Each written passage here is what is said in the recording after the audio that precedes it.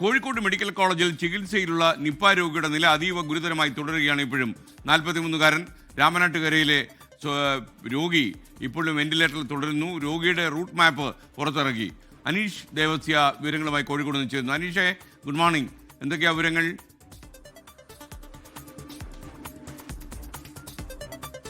Good morning. ഈ Nipah സ്ഥിരീകരിച്ച രാമനാട്ടുകര സ്വദേശി കോഴിക്കോട് മെഡിക്കൽ കോളേജ് ആശുപത്രിയിൽ ചികിത്സയിൽ തുടരുകയാണ്. വെന്റിലേറ്ററിന്റെ സഹായത്തോടെയാണ് അദ്ദേഹം ശ്വസിക്കുന്നത്. നിലവിൽ അദ്ദേഹത്തിന്റെ ആരോഗ്യനില ഗുരുതരമായി തന്നെ തുടരുകയാണ്. അദ്ദേഹത്തിന് നിപ്പ സ്ഥിരീകരിച്ചതോടെ 77 പേരുടെ ഒരു സമ്പർക്ക പട്ടിക ഇന്നലെ ആരോഗ്യവകുപ്പ് പുറത്തിറക്കിയിട്ടുണ്ട്. അതിൽ 58 പേർ ആരോഗ്യ പ്രവർത്തകരും 14 പേർ കുടുംബാംഗങ്ങളും 5 പേർ സുഹൃത്തുക്കളുമാണ്. ഇതിൽ 13 പേരോട് നിർബന്ധമായി ക്വാറന്റൈനിൽ പ്രവേശിക്കാൻ ആരോഗ്യവകുപ്പ് നിർദ്ദേശിച്ചിട്ടുണ്ട്. ഇതിൽ ഏറ്റവും എടുത്തു പറയേണ്ട ഒരു കാര്യം, ഈ 77 പേരുടെ സമ്പർക്ക പട്ടികയിൽ ആർക്കും തന്നെ രോഗലക്ഷണങ്ങൾ ഇല്ല എന്നുള്ളത് തന്നെയാണ്. ആർക്കെങ്കിലും രോഗലക്ഷണങ്ങൾ സ്ഥിരീകരിച്ചാൽ മാത്രമാണ് അവരെ പരിശോധനയ്ക്കായി വിധേയമാക്കുക. നിലവിൽ ആശങ്കപ്പെടേണ്ട ഒരു സാഹചര്യം ഇല്ലെന്നാണ് ആരോഗ്യവകുപ്പും അതുപോലെ ജില്ലാ ഭരണകൂടവും അറിയിച്ചിരിക്കുന്നത്. ഈ നിപ്പ സ്ഥിരീകരിച്ച ഈ രാമനാട്ടുകര സ്വദേശി അദ്ദേഹം ഒരു ശുചീകരണ തൊഴിലാളിയാണ്. ഈ കഴിഞ്ഞ ദിവസം ഫറോക്കിൽ അദ്ദേഹം ഒരു ഒഴിഞ്ഞ ഗോഡൌൺ ശുചീകരിക്കാൻ പോയിരുന്നു. അവിടെ വവ്വാലുകളുടെ സാന്നിധ്യം ഉണ്ടായിരുന്നു. അവിടെ നിന്നാണ് അദ്ദേഹത്തിന് ഈ വൈറസ് ബാധ ഏറ്റിരിക്കുന്നതെന്നാണ് നമുക്ക് മനസ്സിലാക്കാൻ സാധിക്കുന്നത്. അദ്ദേഹം ഈ ശുചീകരണത്തിന് ശേഷം അദ്ദേഹത്തിന് പനി അനുഭവപ്പെട്ടിരുന്നു. തുടർന്ന് അദ്ദേഹം ഫറോക്കിലെ ഒരു സ്വകാര്യ ആശുപത്രിയിൽ ചികിത്സയ്ക്കായി പോയിരുന്നു. അവിടെ നിന്ന് ഈ പനി ഗുരുതരമായതിനെ തുടർന്നാണ് കോഴിക്കോട്ടെ ഒരു സ്വകാര്യ ആശുപത്രിയിലേക്ക് മാറ്റിയത്.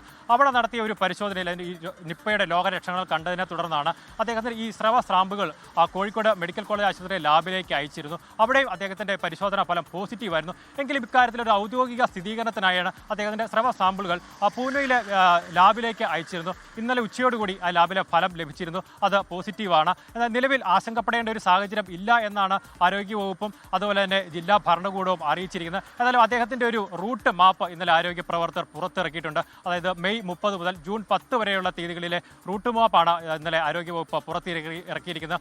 നിലവിൽ ഈ നിപ്പ സ്ഥിരീകരിച്ചതിന്റെ ഒരു പശ്ചാത്തലത്തിൽ ഈ കോഴിക്കോട് ജില്ലയിൽ നിയന്ത്രണം കർശനമാക്കിയിരിക്കുകയാണ് ആരോഗ്യവകുപ്പ്. ഏതായാലും നിലവിൽ ഒരു കണ്ടെയ്ൻമെന്റ് സോണായി പ്രഖ്യാപിക്കേണ്ട ഒരു സാഹചര്യം ഇല്ല എന്നാണ് ജില്ലാ കളക്ടർ അറിയിച്ചിരിക്കുന്നത്. SKN.